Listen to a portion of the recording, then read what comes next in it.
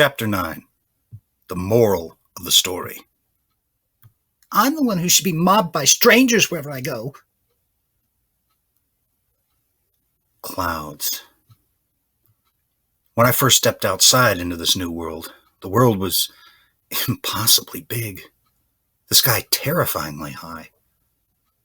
Now, the omnipresent clouds, shifting, boiling, darkening with rain, was just another ceiling. Gray, like the one in stable maintenance. Only rarely, like on that first night, would small fissures open in the cloud cover, like gaping wounds that would slowly heal. The tantalizing glimpse of a bright, wondrous blue above, cheerful and serene, tempted and tortured those living in the gloom below. Little Pip, Velvet asked, her own thoughts not far from my own. Does the air seem strange to you outside? The day is so warm and bright, and yet the air is sickly. I feel so eager and yet so hesitant to be enwrapped by it. Like it's poisonous, I agreed. Calamity said nothing.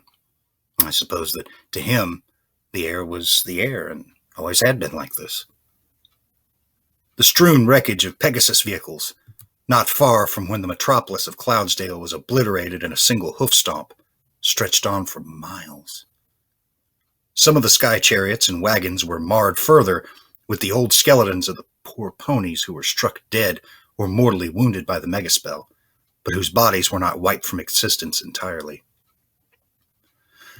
The mountains rose up to either side of the valley, sickly grass forested with blackened trees.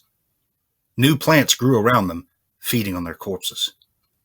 Up and ahead was the worn and faded image of a giant sparkle cola bottle, the stylized carrot immediately identifying the drink, even though the words on the sign had faded too severely to read. A badly faded yellow pony with a pink mane was holding it aloft in a nearly orgasmic glee.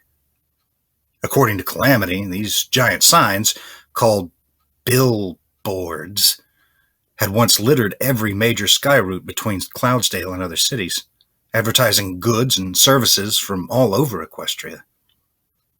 I could spot a second billboard on the opposite side of the valley, perhaps a mile further down. Even from this range, I thought I could recognize the familiar image of heroic Pegasi with rainbows exploding across the sky behind them as they swooped over the armies of wicked zebras. Better wiped than striped. A large, enclosed delivery wagon lay battered, bent, and sunken partially into the ground. I spotted on its side what appeared to be a business logo, a pattern of 7 ascending circles, which struck me as strangely familiar. I didn't have to ponder it long, for as we drew closer, my Pip-Buck's automatic christened it. Wreckage of Ditsy-Do Deliveries. Now I remembered where I'd seen the pattern before, on the interior title page of the Wasteland Survival Guide. Calamity was looking at the wreckage with similar comprehension. Velvet looked between us, confused at why we'd stopped to stare. What? This is where Ditsy-Do fell, I said, feeling awe and intense sadness. This would have been her only grave marker, had she not suffered a stranger fate. Who? Ditsy-Do, I repeated, lost in my own thoughts. I was trying to imagine what it had been like. Velvet, who did not know the name, gave me a look indicating just how helpful she felt that answer was, and turned to Calamity. Yup. Velvet nickered and walked past, circling around the back. Moments later, I heard her call out, Little Pip, would you please come look at this? Her voice had a tone of hope. I trotted around to find her, not at all like a little puppy at her owner's call. Boxes and crates littered the ground around the back of the Ditsy-Do Deliveries wagon, and many more were toppled and crushed inside. Some had been torn open. All had been looted for anything of value. Except, that was, for a safe and a footlocker in the back. It was the latter which had drawn Velvet's excitement because, while identical in make to every other footlocker I'd run across, the markings were very distinct. 3 bands of yellow, the center one with a pink butterfly emblem. This was not a medical box, but the colors and symbol were clearly those of the Ministry of Peace. "Sure, no problem," I announced proudly, floating out my screwdriver and bobby pin as I watched Velvet struggling not to prance in anticipation. Turning away, I started on picking the lock of the safe first. I could hear her stomp her hoof and bit my lower lip to stifle a laugh. The safe's lock gave up almost too easily. Considering the level of looting, I was surprised that such a weak lock had lived such a long-lived deterrent. Was I the only one outside who had developed the skill? I opened the safe. One item inside immediately captured my attention. The interior of the safe was filled with a rosy glow emanating from a bottle of luminescent purplish-red liquid. Sparkle Cola Rad, with an invigorating touch of radiation and a blast of radish flavoring. It's like a butt to the face, with radishes. The Sparkle Cola Rad floated out of the safe past me, enveloped in a magical glow by Velvet's horn. Raising the bottle to eye level, she winced at it with a disparaging gaze. "That's insane. How could any pony be so stupid as to think consuming radiation is healthy?" My own levitation abilities had been so overstrained that it actually took effort to snatch the bottle back, but I proudly kept myself from panting. Velvet Remedy stared in something approaching horror as she saw me slip the bottle into one of my saddlebags. "You're not actually intending to drink that, are you?" I shrugged. It did sound like it might be tasty, and according to my pit buck, the radiation still present was minor enough to be washed away with a rat-away potion later. I turned to the footlocker, prompting Velvet to forget, or at least ignore, the beverage in my saddlebags. This lock was not easy. It selfishly refused to give up its secrets. After the 3rd try, I began to worry that this one was beyond me. And I desperately didn't want Velvet Remedy to see me fail. I had one other option, but I didn't want her to see that either. "This is a tough one. I'm going to need some concentration. Velvet, could you step out?" And considering her warning earlier, I added, "Please?" I could tell she didn't want to, but with ladylike grace, she departed. As soon as she was out of sight, I brought up my pit buck sorting spell and pulled the tin of menthols out from where I'd hidden it at the bottom of my pack. This wasn't the incredible party time treat I had before, but I didn't need to talk to the locker. Opening the tin, I popped one into my mouth and began to chew. The effect was immediate. It was like a gray film was being washed away from all my senses, like my mind was clearing after having been in a deep fog. I was more alive and aware than ever before. This was not party time, definitely not as Candylicious, but was definitely enough to make the damn lock sing for me. Outside, I could hear Velvet Remedy's voice. "Calamity, may I ask you something?" Yep, I reckon you can. "Why is it that you are the only Pegasus pony I've seen in the equestrian wasteland? I was under the impression that Pegasus ponies should be as common as Earth and Unicorn ponies." My ears perked. Their conversation wasn't meant to be private, so this wasn't eavesdropping exactly, and I had to admit I wanted to know that too. There was a pregnant pause. Then Calamity nickered. "Wow, lady, when you ask a question, you go right for the throat, don't you?" "I'm sorry. I apologize if this is a personal..." No, you should know, I guess." I could hear Calamity sigh. My perceptiveness was heightened to an amazing degree. As I had predicted, the lock was now easy and clicked open in surrender. "You ain't gonna find any other Pegasus ponies. Not unless they're... like me." He paused as if speaking about this was physically taxing. "You see, back during the war, we Pegasus ponies were Equestria's greatest fighting force. We were the elites, best of the best. But after Cloudsdale was hit, well, that was it. Game over. They abandoned the war, abandoned Equestria. Although it's not like either one of them lasted more than a few hours past that anyways. Pegasus ponies closed up the sky and and went into hiding. Closed up the sky? Yep. I kicked the cloud makers up to full power and locked them like that. Saved their other cities, their families. The zebras couldn't well target what they couldn't see. Not that they didn't try. Got a few lucky hits, but not many. I could hear one of them dig at the ground with a hoof. Ain't been a day that ain't been at least mostly cloudy in Equestria since. Velvet Remedy gasped. That's horrible. Oh, they keep telling themselves that any day now they're going to turn them off and open up the sky, come swooping down and save the rest of you. When they're ready, when the time is right. Calamity nickered in clear contempt. Been telling themselves that for upwards of 200 years now. Truth is, they're too arrogant and lazy to bother. So long as they can keep telling themselves that they'll do the right thing eventually, they can live with themselves. Meanwhile, you lot are all dying down here from slavers and raiders and monsters, and you're making a damn hard effort of saving yourselves without their help. It sounded to me like the Pegasus ponies were scared. I opened the footlocker and started looking at the items inside. And you? Velvet asked. I didn't find the living with myself so easy as that lot seemed to. Bunch of winged horse apples.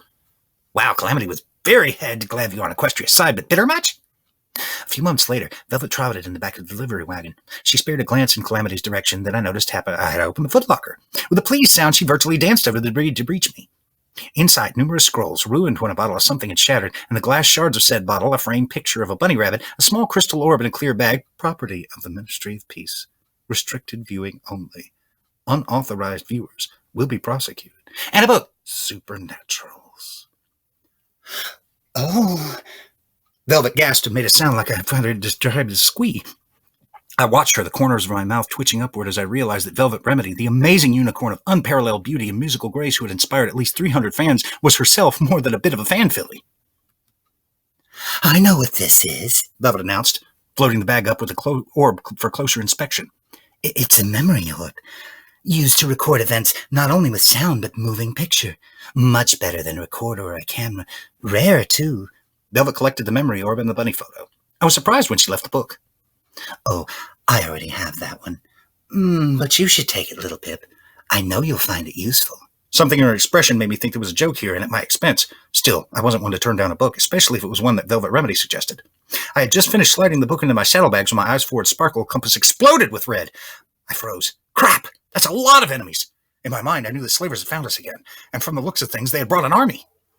Little Pip, what is it? Anxiously, I whispered, Go get Calamity. Quietly. Please. I turned slowly in place. There was a gap in the red.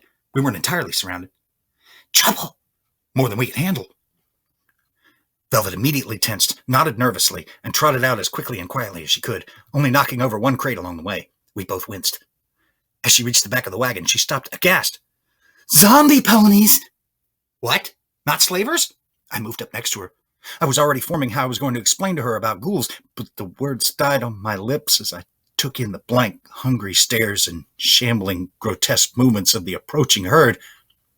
These did not look like ghouls. They looked like zombie ponies. I remembered the warning. You get into the wrong places. You find yourself hunted by whole packs of cannibal ghoul ponies gone zombie. Moving closer to Calamity, I whispered, Follow me.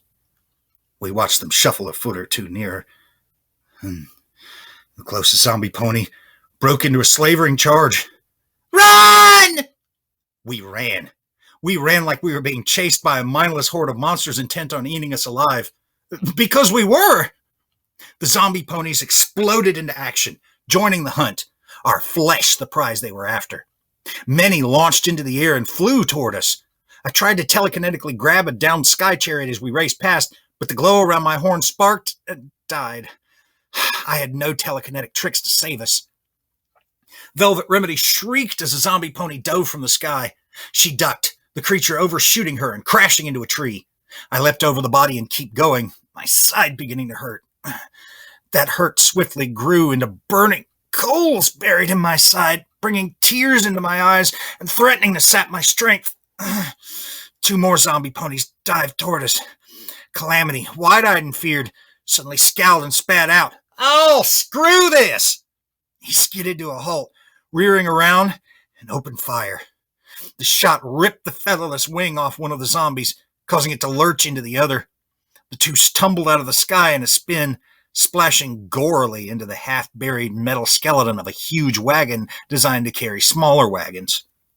Ahead, the rusted hulk of a long passenger chariot rose out of the ground like a barricade. Launching himself into the air, Calamity yelled for us to go around it and keep running. "Don't slow down! Not for an instant!" he cried out as he dodged another flying zombie pony, kicking his saddle to reload. Velvet was pulling well ahead of me, my shorter legs and my burning side threatening to spell out a most horrific death for me. Velvet tore around the side of the passenger wagon and disappeared behind it. I could hear the herd right at my tail, hooves thundering over the ground in a hungry stampede, foul breath hitting my mane. I couldn't make the turn. They'd be on me if I tried. Hoping that my small size would come to my aid for once, I instead leapt for one of the shattered, gaping windows. My body, saddlebags and all, sailed cleanly through the opening. I hit one of the benches inside and jumped for the opposite window without breaking speed. Jagged shards of glass cut at my neck and legs, slashing against my armor before snapping away as my saddlebags hit them.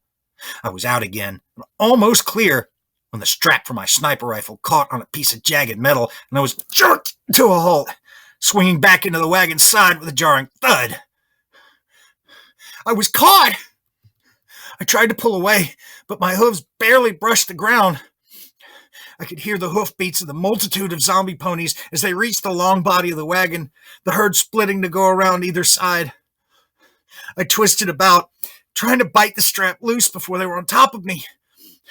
Somewhere above, I heard Calamity taking shots. I heard the metal of the wagon dent and puncture, his hits for once not striking the enemy. Panic flared through me. If the zombie ponies didn't get me, one of Calamity's wild shots might. Terribly, I realized how preferable a fate that would be, and I prayed that Celestia would grant him the wisdom and mercy to shoot me if they started eating me. With a final, strong bite, the strap broke, and I fell free. Instinctively, I grasped the sniper rifle in my teeth, realizing only later how foolish a waste of precious second that was, and ran hard as my screaming legs and side would let me. The zombie herd was already coming around the passenger wagon and closing in on me. Their hooves brutalized the discolored grass beneath. Even more swooped over it with an ease that made my shortcut laughable.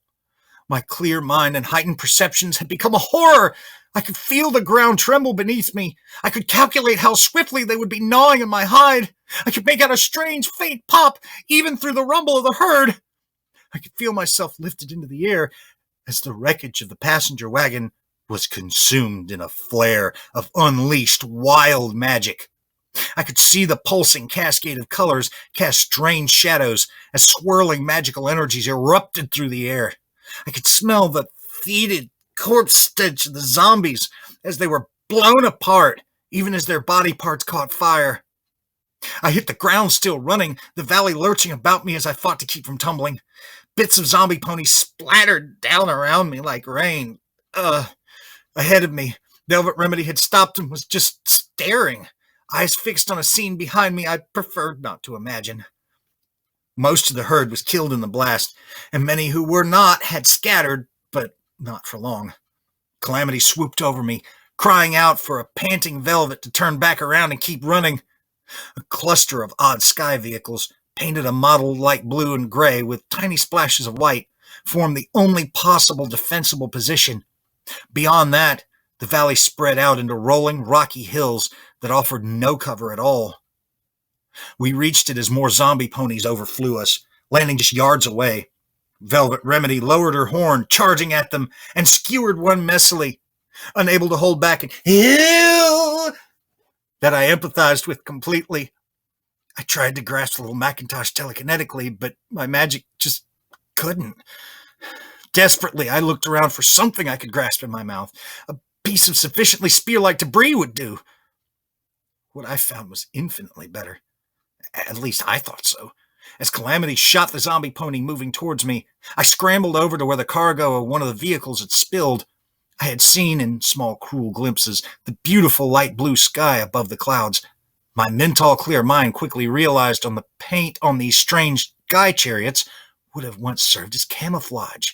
A Pegasus military convoy! And praise Celestia! One of the things they'd been transporting was turrets! I was trained to reprogram the spell matrix of a pip-buck. Tweaking a turret to run off my pip-buck's definitions of friend and foe was comparatively easy, especially right now. Lil Pip, you sure you know what you're doing?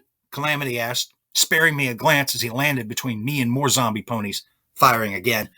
I was all grins. You betcha!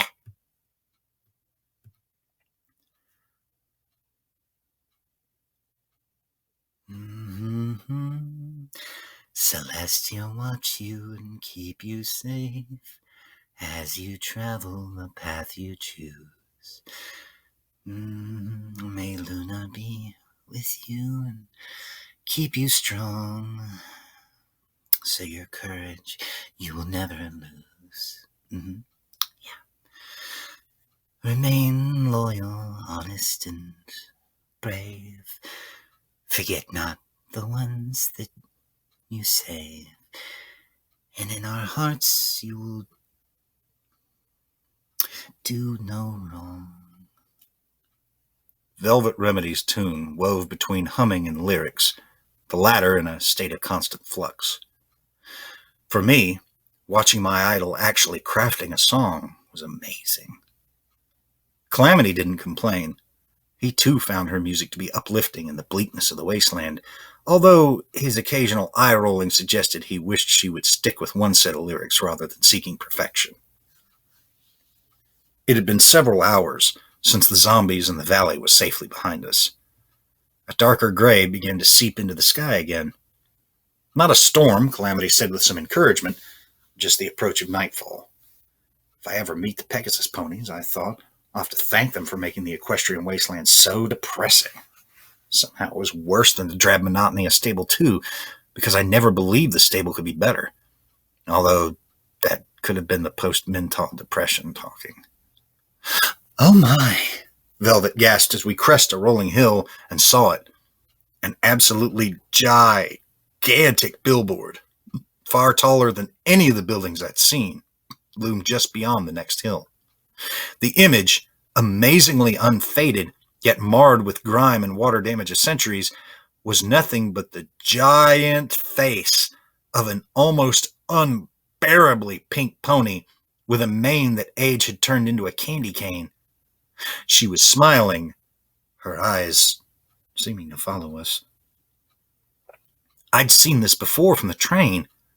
Even now, recognizable in this light and at this distance as a billboard, it... Merciful Celestia, it still gave me a nervous chill. I stared as I walked closer, trying to imagine it before so many decades had taken their toll, before it had been repeatedly peppered by wind-blown dust and ash, streaked by rivulets of rain, back when its placement would have been clearly playful, set behind the raise of the hill so it looked like the pony was playing peekaboo with the whole damn countryside. Back when it wasn't so...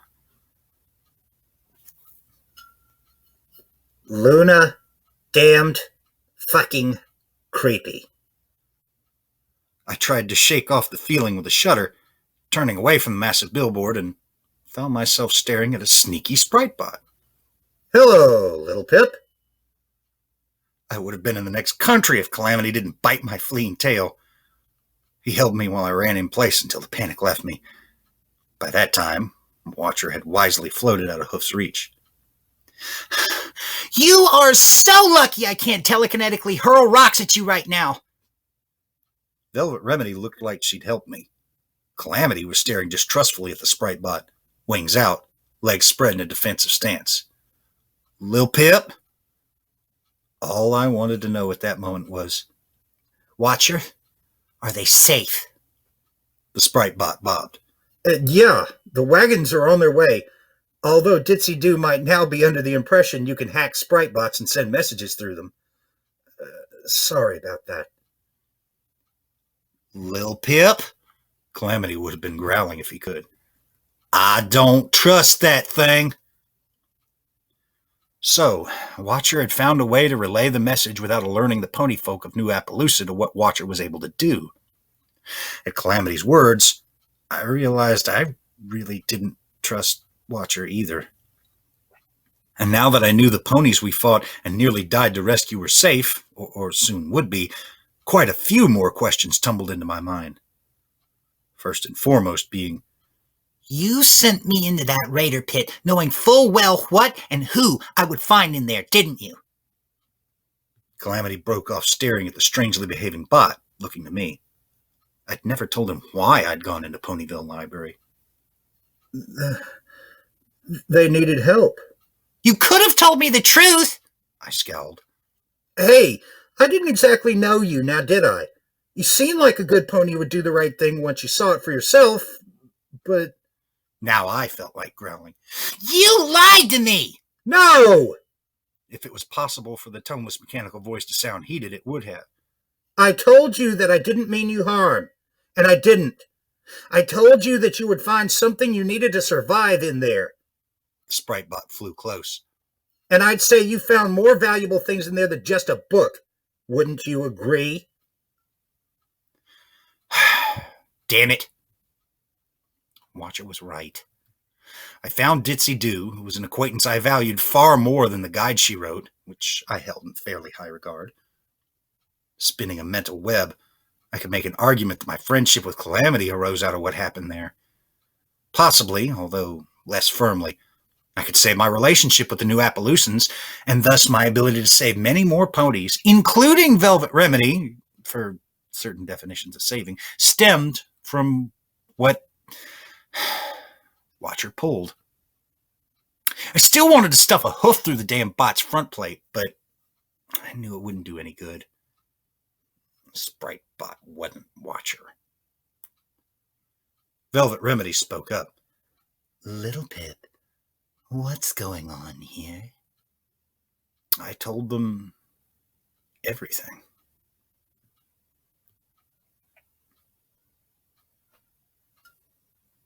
Whoops. Almost out of time.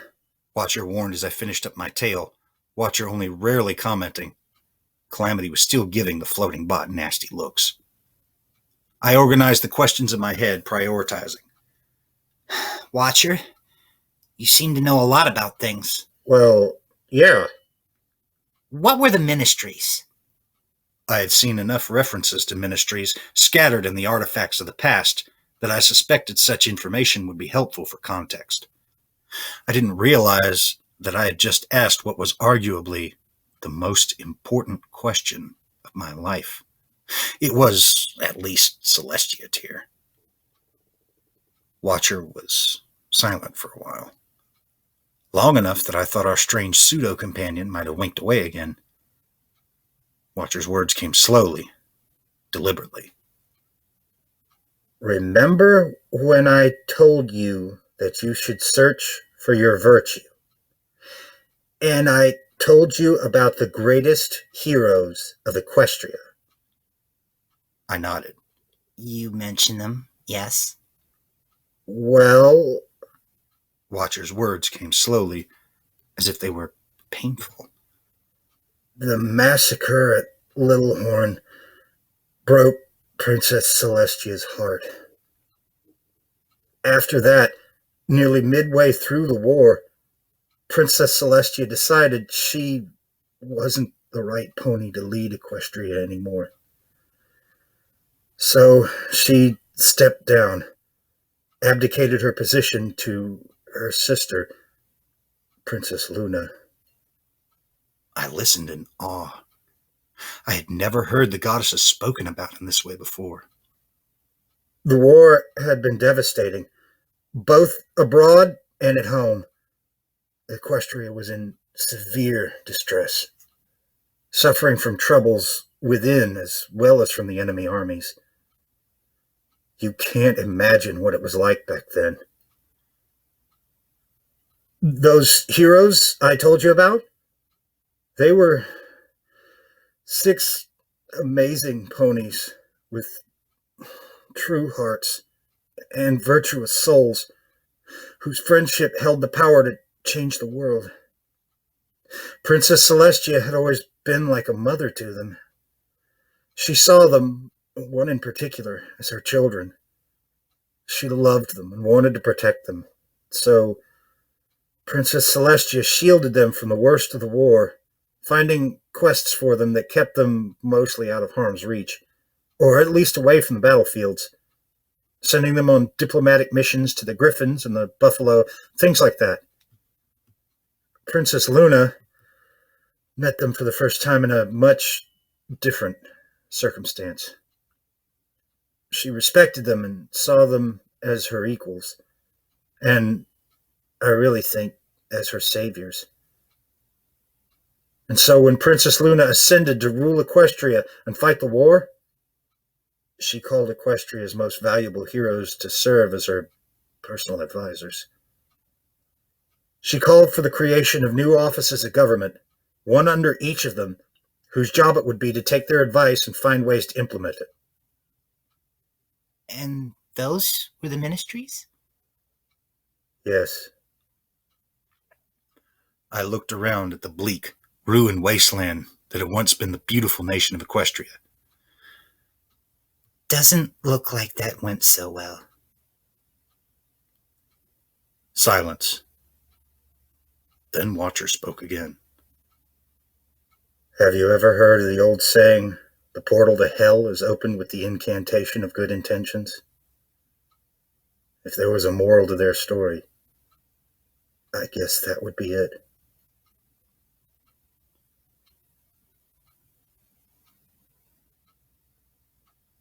As night closed in, we approached a farm that seemed largely intact.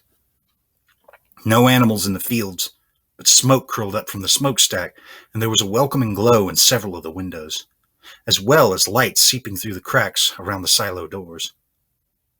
It was just three of us again, Watcher having vanished with a pop, replaced by tinny, patriotic music and an oblivious sprite bot. Calamity had kept a wary eye on the bot until it wandered out of sight. A raven fluttered down, perching on the first of what looked like a row of 3 planks sticking out of the ground near the edge of a barren pasture. The last plank was smaller and crooked. The last fellow standing of a fence, I presumed. Quickly, but carefully, we trotted down the rocky hillside and through the stone-strewn fields to reach the house. We needed a place to sleep, food to eat, and, if possible, medical supplies. The house seemed like it was sent from Celestia herself, assuming the ponies inside didn't shoot us for trespassing. Hanging hope on the hospitality of strangers was unwise in the equestrian wasteland. A creaky windmill with 2/3 of its blades missing squeaked rustily as we passed. Maybe this isn't such a good idea, I began.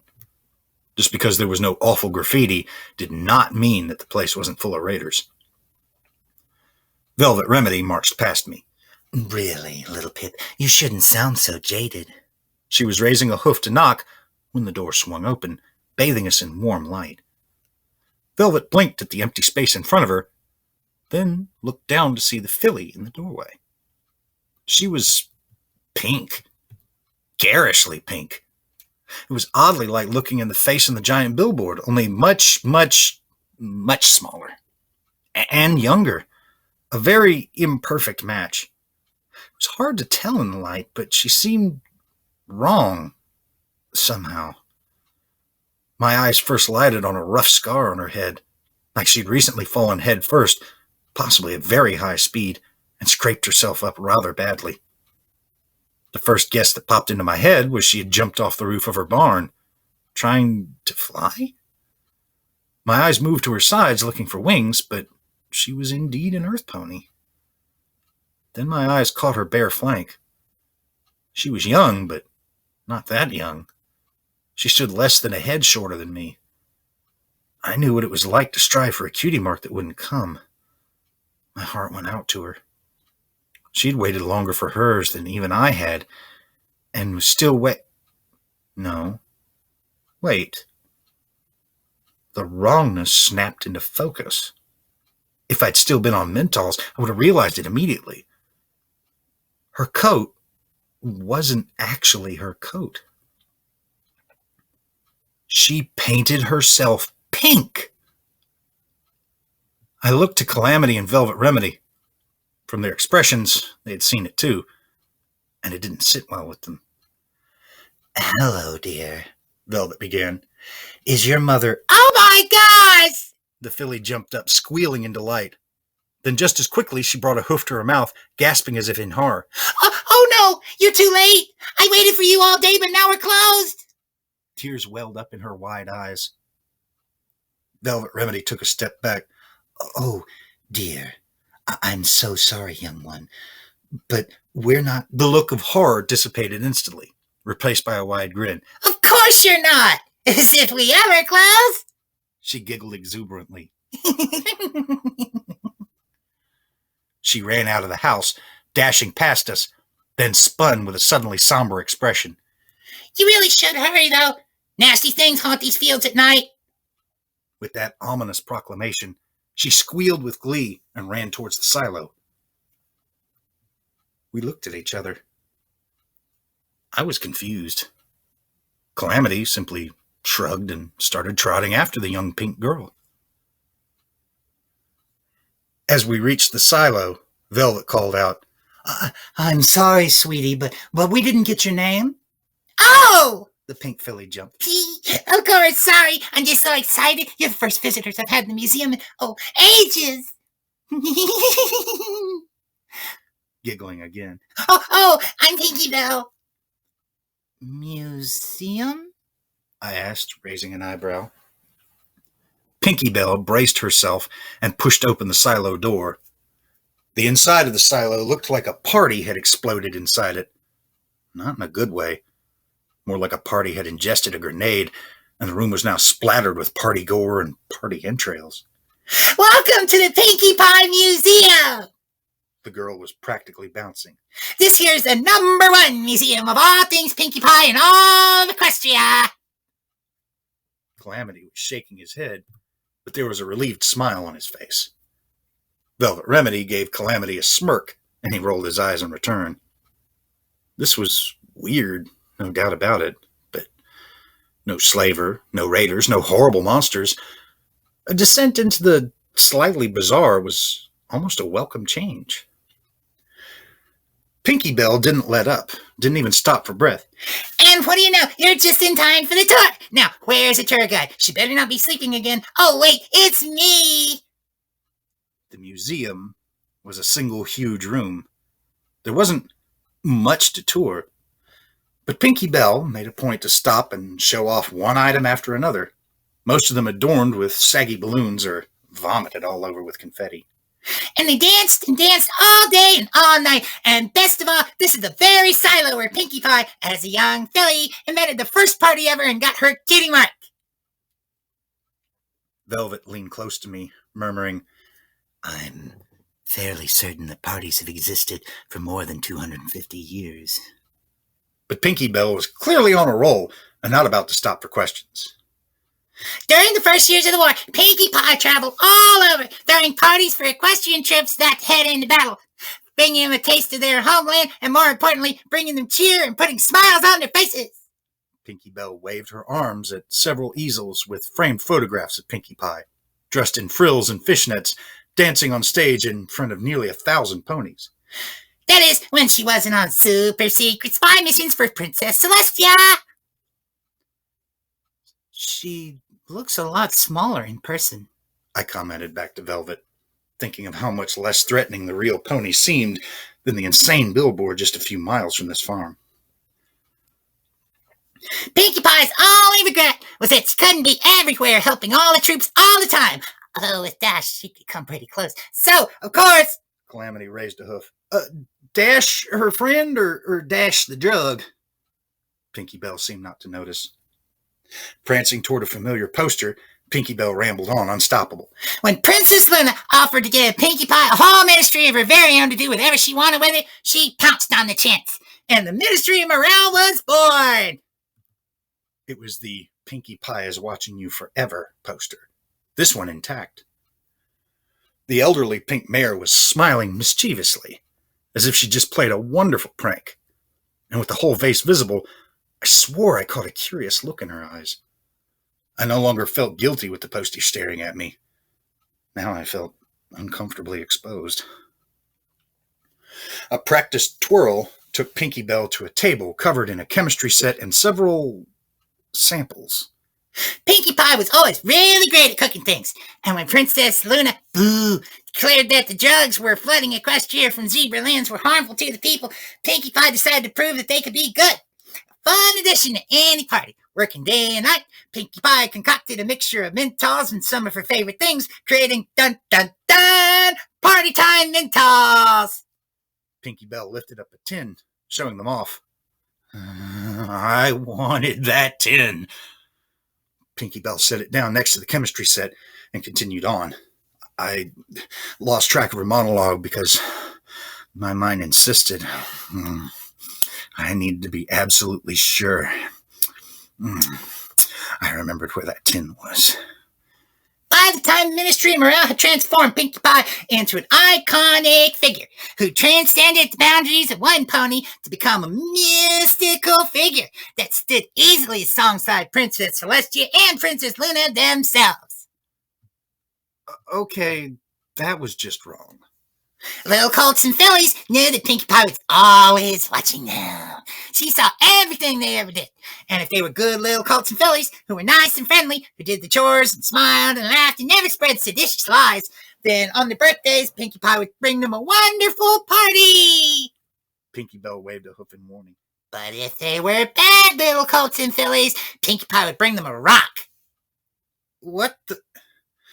I looked at Velvet Remedy in disbelief. Meanwhile, Pinkie Bell had stopped. Her eyes went wide, and she sucked in a huge breath and waited. 1 second, 2, 3, 4. Finally, Pinkie Bell let out the breath with a disappointed sigh. I'm sorry. I thought I felt an impromptu musical number coming on. Velvet Remedy studiously looked elsewhere. Anyway, what was I saying? Oh yeah, how Pinkie Pie brings parties. Velvet turned back to the little filly, a little startled. Brings? Dear, you do know that Pinkie Pie is dead, don't you? Pinkie Bell didn't miss a beat. Oh, she's physically dead, but her spirit lives on inside all of us.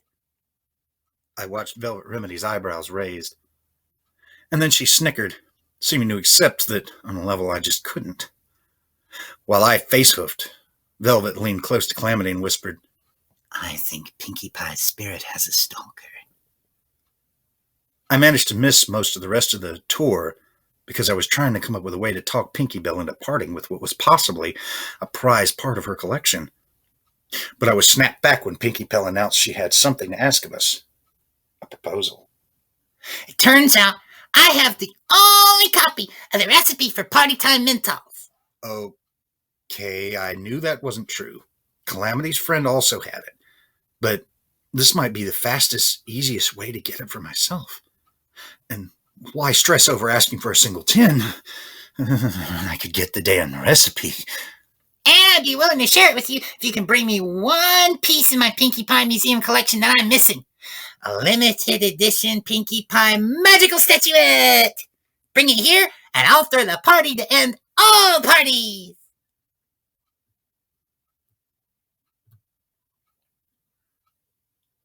I shouldn't have made fun.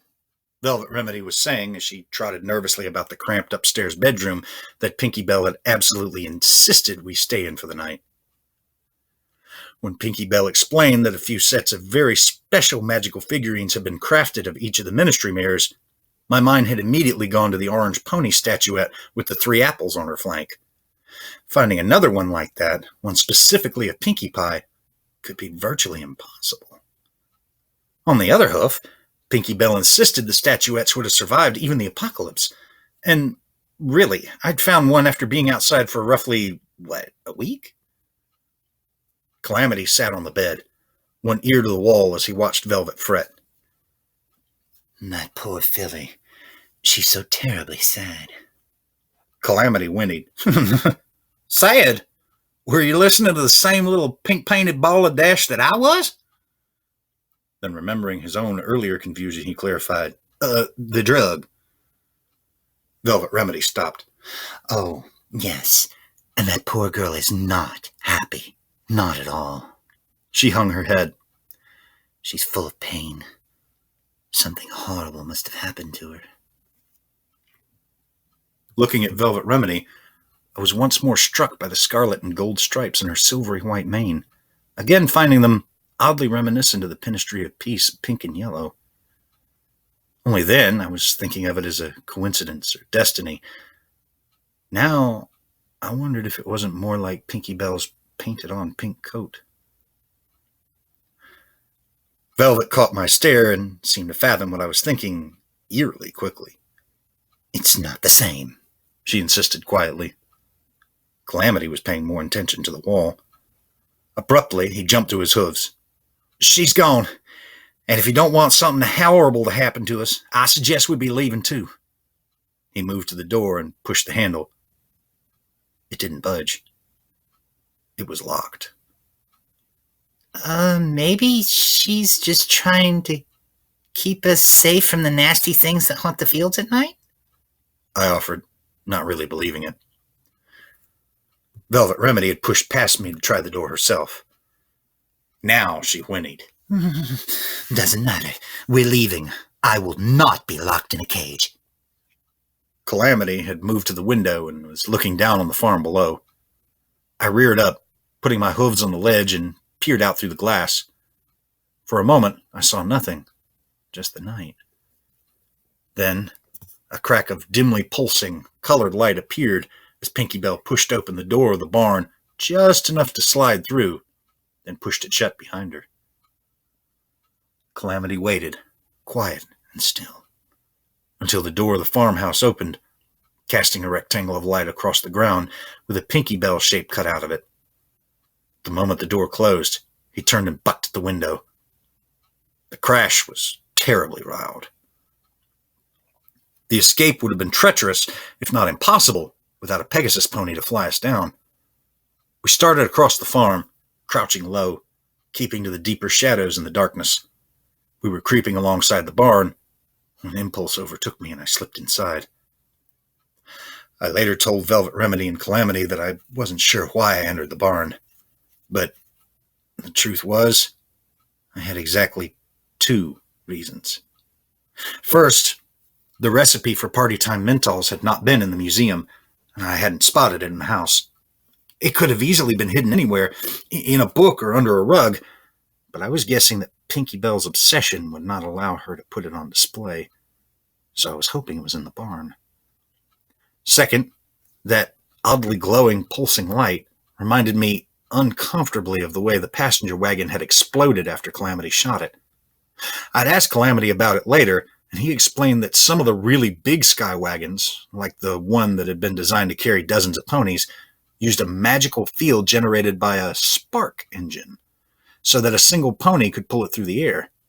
Like spark batteries, those engines of arcane science still held precious magical energies. Serious magical energies. Calamity didn't understand it at that level, of course. He just knew that shooting a hole through the magic box in one of those vehicles unleashes one hell of a vortex. Such a vortex was brief and very violent. The idea that Pinky Belle might have something akin to that in her barn, possibly a somehow stable or perpetual magical vortex, deeply worried me.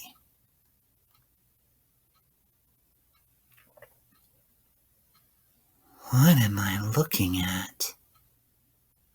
It was small, geometrically shaped, with surfaces that seemed to twist through each other.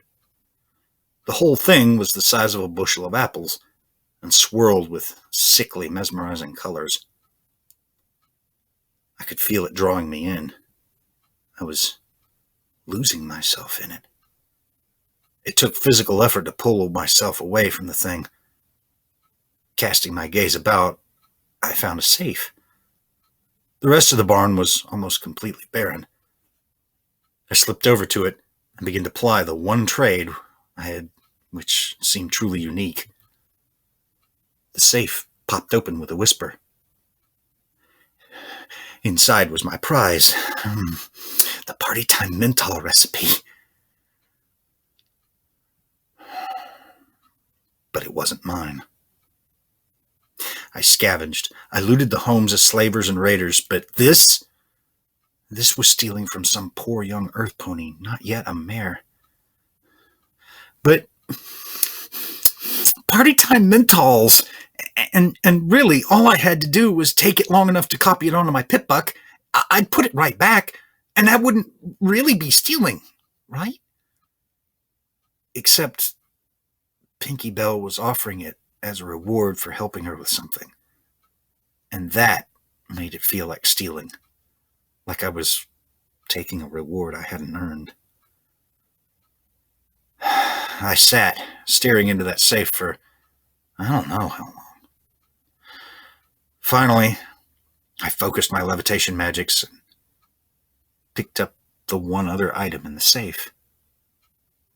A recorder with a single imprinted message. I copied it onto my pip buck and started it. I didn't recognize the voice, but she sounded young, at least as young as Pinky Bell was now. Pear Tree. The raiders came back yesterday. They didn't take kindly to Daddy running them off last week with a shotgun, so this time they came in force. Mama made us hide upstairs in the bedroom and cast a spell over us to keep us from being seen. She made us promise to be quiet and still, but Silverbell. My little sister has always been able to make beautiful music, like the tinkling of dozens of magic bells. We all adore it, but Silverbell, sometimes when she's frightened or worried, the spell happens on its own. She didn't mean to. It was an accident. The Raiders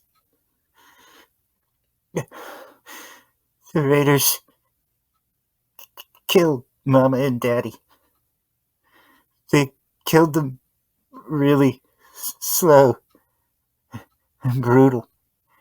And they made us watch. It was...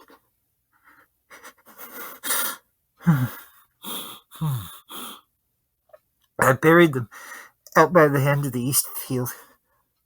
Put up a couple planks as tombstones. I hate that they won't last long, but I can't carve their names on the rocks. And Mama and Daddy deserve to have the names over their graves.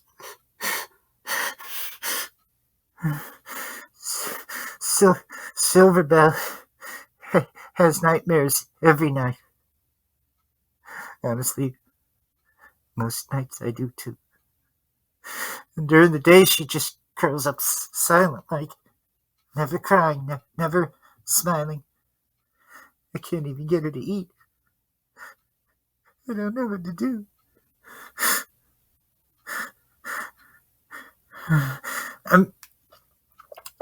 I'm gonna try taking her to Ten Pony Tower. I've heard there's a buck up there who takes in orphans. It's a long walk, and so I'm headed up to gather provisions from the neighbors.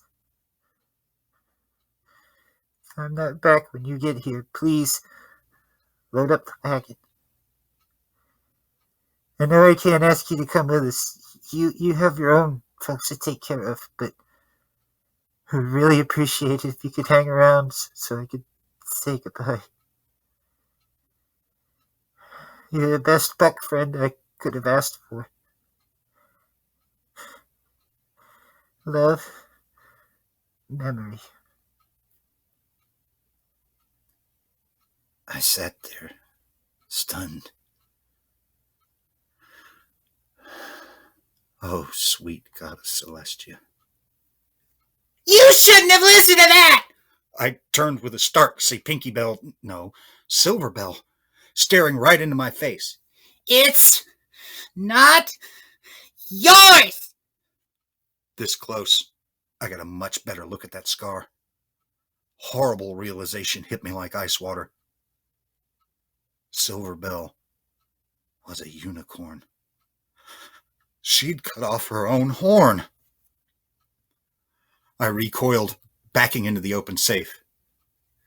You want it so much, keep it! Silver Bell, reached up to swing the safe closed on me. From behind her, Velvet Remedy's voice broke the air. You're not like Pinkie Pie. Pinkie Silverbell froze, then slowly turned away from me. Still, she blocked the front of the safe, and I somehow couldn't bring myself to barge through her to get out. You're nothing like Pinkie Pie. Velvet Remedy spoke slowly, calmly. Her voice wasn't accusing now. It was mostly sad. You are, if anything, the opposite of Pinkie Pie. I watched the filly in front of me shake. Emotions seemed to rush through her as if they didn't want to stay or were eager to get out of the way so the next emotion could take hold. You don't bring happiness. When I look at you, all I feel is sad, Velvet continued, her voice giving gentleness to her words. If Pinkie Pie were to meet you, she wouldn't throw a party. Yes, she would! Velvet paused only a moment. Maybe she would, but she wouldn't throw you a party because she wanted to have fun with you. She would throw you a party because she wanted to help you. Because you would make her very sad. Well, what do you know? I know that laughter, real laughter, isn't forced. It isn't something you paint on to hide how you're truly feeling. Velvet Remedy walked slowly toward the filly, who was trapped between flying into a rage and breaking down in tears. I know that you are very badly hurt inside. And it's not the sort of hurt that can be fixed with a party or healed by my horn. By the time Velvet Remedy had reached the filly, Pinkie Silverbell was shaking badly. What happened to your parents wasn't your fault. What happened to your sister wasn't your fault. To her sister? Suddenly, I remembered the 3 planks in the field. The last one crooked, like it was planted by someone smaller and younger who didn't manage so well. I thought of an older sister named Memory trotting out alone toward the nearest neighbors, another farm probably a dozen miles away through territory being savaged by raiders. My heart broke. Yes! And with that, Silverbell collapsed into wretched sobs. Velvet Remedy was there to wrap up her head and a leg around the filly, giving her a mane to cry into. Footnote, level up. New perk, Math Wrath. You are able to optimize your Pip-Buck's targeting spell logic. Sass is now 20% cooler.